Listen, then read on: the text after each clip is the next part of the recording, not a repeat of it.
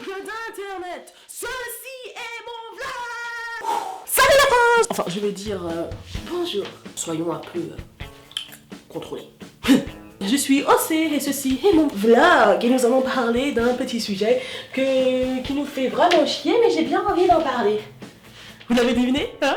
Vous avez deviné? La présidentielle la plus horrible, la plus chiante, la plus terrible, la présidentielle de l'enfer. Générique.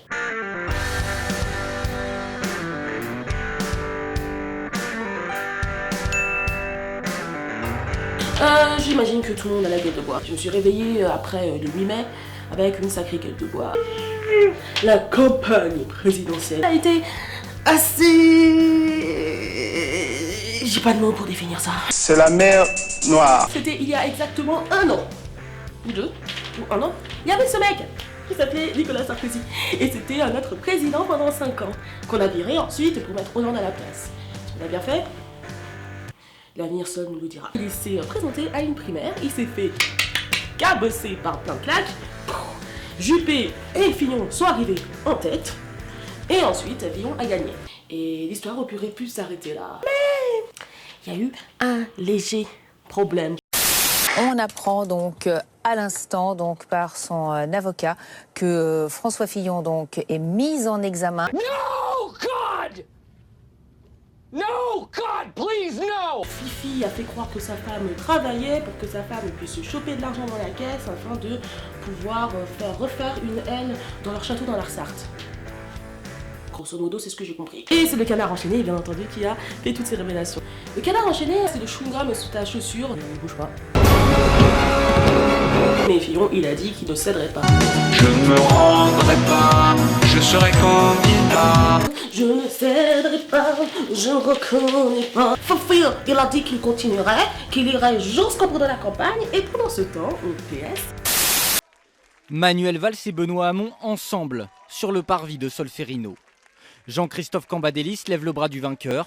Il y a le petit Benoît qui est devenu le représentant et qui se tape tout le bilan, même s'il n'a pas participé au bilan, même s'il a été ministre pendant quasiment 6 mois ou 1 mois. 1 mois, c'était Thévenoud, le gars qui avait des phobies administratives, c'est ça?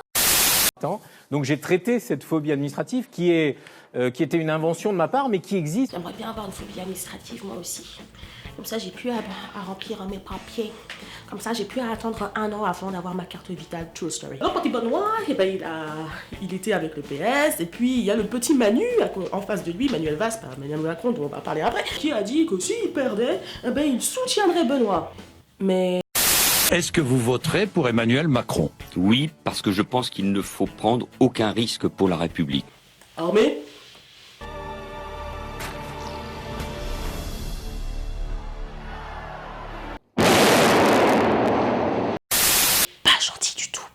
Enfin, on apprend aux enfants qu'il faut toujours, je vais dire, respecter ses promesses.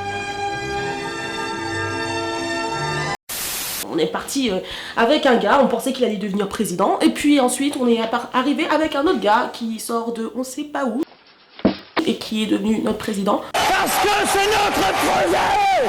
Hein? Enfin, un gars qui est capable de sortir... C'est de la poudre de perlimpin. Hein? Perlimpin. Perlimpin. Perlimpin.